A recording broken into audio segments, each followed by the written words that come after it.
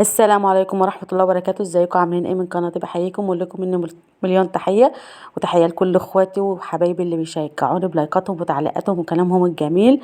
ويلا كده نصلي على النبي، كل من له نبي صلى على اللهم صل وسلم وبارك على سيدنا محمد. زي ما انتم شايفين كده كان معايا بصلتين كده غسلتهم، يعني قشرناهم الاول وغسلناهم وبعدين هنخرطهم ناعم كده. يعني تخريط ايه؟ هنعمل خضار. إيه زي ما انتم شايفين كده هخرط واحده معاكم، خرطتها ناعم خالص وغسله لحمه اهوت وغاسلين طماطم، وهنشوف بقى هنعمل ايه. خرطت بصلايه وهخرط التانية اهيت كده. عملت التانية كمان خرطناها كده ناعم بالسكينه. إيه لو ما بتعرفش تعملي بالسكينه اعمليها على القطاعه عادي، بس المهم تبقى قطع صغيره قوي يعني عشان ما تبانش في الخضار. وجبت حله بقى وحطيت فيها معلقه سمنه، وبعدين ايه هنقطع اللحمه لو متقطعه ماشي، مش متقطعه حاولي تقطعي التقطيع اللي انت عايزاه. انا حاولت اصغرها عشان تبقى دي تقطيعة الجزار يعني، وشطفتها برضو على تقطيعة الجزار. انا مبحبش اعملها من غير ما تتغسل. غسلتها وبعدين نزلنا بقى في معلقة السمنة زي ما انتم شايفين كده. هديها صدمة في السمنة. معلقة سمنة بلدي، سمنة عادية الموجودة عندك.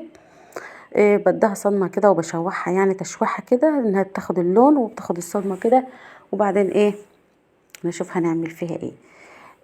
اللحمه النهارده احنا عاملينها في الخضار مش سلقينها، يعني انت ممكن تسلقها الاول بعدين تحطها في الخضار. لا انا هعملها الاول ونسويها وبعدين نعمل فيها الخضار. تمام؟ قولوا تمام. امشوا معايا خطوه خطوه كده. اللي ما يعرفش الطريقه دي يعني يمكن نعلمها لبناتنا كده او حد يعرف.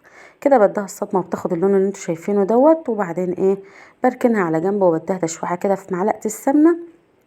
ممكن احط لها البهارات بس انا مش هحط لها البهارات على اللحمه. ليه؟ عشان ما تغمقش لونها، تخليها فاتحه وحلوه وجميله زي ما انتم شايفين كده. في السمنه برضو نزلت بالبصل ان انا قطعته زي ما انتم شايفين متقطع او متخرط صغير اهوت، صغير جدا. لو تخريطه للخضار او للتسبيك عشان هنعمل طماطم دلوقتي ونحطها عليه. طبعا يا دوبك بس البصلايه يعني إيه تدبل معايا كده.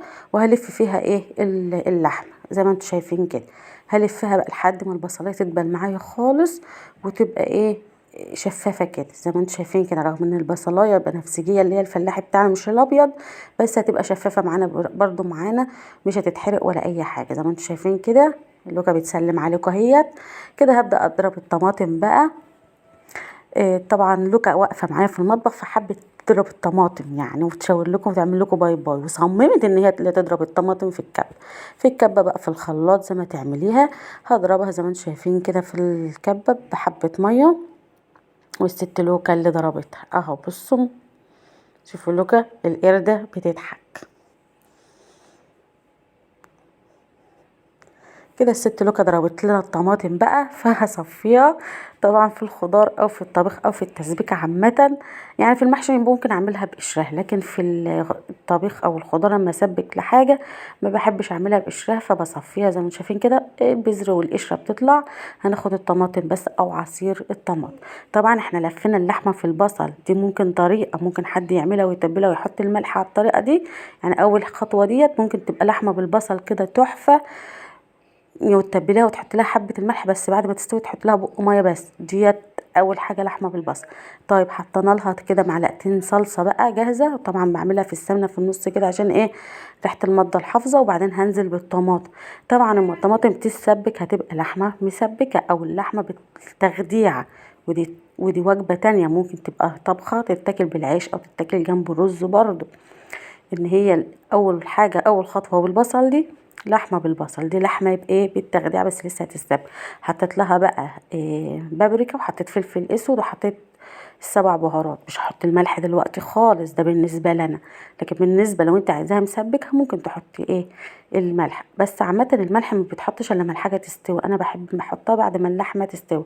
اللحمه بدات تقطع معايا اهي واتسبكت خالص كده. لحمه بالتغذيه دي تاني حاجه. او ممكن تبقى اكله لحد عايزها كده. دي اللحمه بالتغذيه على اللي ما يعرفهاش. طب احنا بعد ما اتخدعت كده ممكن تحطي بقى فيها اي خضار. انا هحط بسله كنت مفرزاها من السنه اللي فاتت، وربنا يقدرنا السنه دي ونفرز يا رب كده. دي البسله كنت مفصصاها بقى وغسلاها وحط عليها الجزر. يا دوبك بشطفها برضو عشان ريحه التلج، وبنزل التلج منها خالص وبقلبها في في اللحمه كده بقت بسله باللحمه.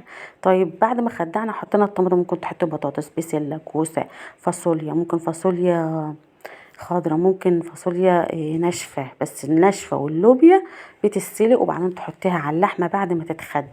ودي تالت طريقة، يعني انت ممكن من الأكلة بتاعتنا النهاردة تعملي 3 أكلات: اللحمة بالبصل، اللحمة بالتخديعة، اللحمة بالخضار، أي خضار انت عايزة بقى. في الخطوة دي بقى أنا حطيت الملح، ما خلاص بقى اللحمة استوت او اللحمه قطعت معايا، حطيت الملح بقى وزودت حبه ميه وسبت البسله تستوي. زودت البسله عشان هحط حاجه كمان، انا حاطه بسله وجزر. انا بحب احط على البسله بطاطسايه زي ما انتم شايفين كده، بقطعها مكعبات. طبعا انا حاطه الملح، حطيت معلقه صغيره كده او نص معلقه سكر.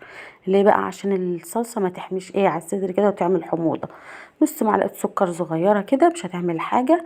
وطبعا البسله معسله مش محتاجه اي حاجه، والله العظيم كانت يعني معسله سكر كده. كده بقى قلتلكوا على كذا حاجة، وكل خطوة ليها طريقة او كل خطوة ممكن تعملي منها اكلة. كده البسلة كانت استوت معانا. البطاطس يا دوبك كسرت اهي، قمت طافية عليها. وكده كانت البسلة باللحمة اتعملت، ودي اكلتنا النهاردة. يا رب تكون عجبتكم. ومسكرة مسكرة مسكرة رغم ان هي متفرزة من السنة اللي فاتت. كده بقى هعمل جنبها حبة رز بشعرية، حطيت معلقة سمنة، حطيت حبة زيت.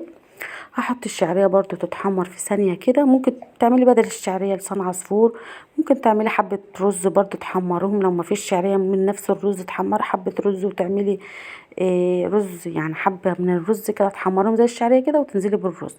بس انا هحمر شعرية وهنزل بالرز بقى. طبعا الرز بنبقى غسلينه، ده الرز البلدي بتاعنا، غسلته كويس وتبقى ميته شفافة ونضيفة. وبعدين بجيب ميه مغليه وبحطها وبحط له الملح. كده انا حطيت الرز اهو، ما بسيبش حبايه رز حتى، ما نسيبش حبايه رز ولا حبايه كده تسيبوها في الغلا ده. ونقلبه بقى ونشوحه مع الشعريه كده في السمنه، وياخد ويدي ياخد ويدي ياخد ويدي. وبعدين نحط الملح ونقلب معاه. وبعدين نجيب الميه المغليه ونحطها، يستحسن ميه مغليه يعني او تكون مغليه من الكتل. كده حطيت الميه، الرز بتاعنا الفلاحي ده يعني فوقه بعقلة صابع. وبعدين نغطي عليه ونسيبه اهو. وبعد ما يغلي كده ويشرب ميته ويشرب زي ما بنقول اهو، بوطي عليه واسيبه. ممكن نحط له صاجه او شياطه ونسيبه لحد ما يستوي. كده كان استوى بقى القمر بتاعنا. وطبعا البسله باللحمه استوت. ويا رب كده اكلتي النهارده تكون عجبتكم، البسله بتاعتنا والرز الفلاحي بتاعنا. وهوريكم الاكل دلوقتي بقى واحنا بنغرف. كده الرز كان استوى، هطفي عليه. كده طفيت بقى، وكده هنغرف اهوت. شوفوا الرز بقى وجماله، مفلفل وجميل، لا معجن ولا ناشف ولا اي حاجه. ميته كانت مظبوطه. طبعا هعمله في الفورمه دي، تحطيه في فورمه ما تحطوش في فورمه مش فارقه، المهم الطعم. المهم الطعم. بس برضو بنقول العين بتاكل قبل البطن. لازم تشوفي الحاجه كده محطوطه ومرصوصه شكلها حلو وممكن تعجبك. يعني مش ممكن، لازم تعجب عينك عشان تقدري تاكليها. لو عجبت عينك هتعجب بطنك يعني. ما تنسوش بقى تعملوا اللايك. بصوا البسله تحفه، شايفين ولا مزودين لها اي حاجه؟ هي عشان لحمه فيها، لا احتاجت شوربه ولا حاجه، احنا حاطين ميه بس حاطين لحمه. طبعا هي مستويه، مش لازم تسلقي اللحمه وبعدين تحطها في الخضار تسبكي وتحطها في الخضار، لا ممكن تحطي اللحمه كده وتسويها وبعدين تحطي في الخضار. بصوا الجمال، بصوا الصلصه حمرا ازاي، بصوا اللحمه مستويه ازاي، شايفين الرز مفلفل وجميل. ما تنسوش بقى اللايك وتدعموني كده وتشجعوني عشان نكبر بيكم وعيلة مليكة تكبر. لا قعدت تشاور لكم واستودعكم الله، والسلام عليكم ورحمة الله وبركاته.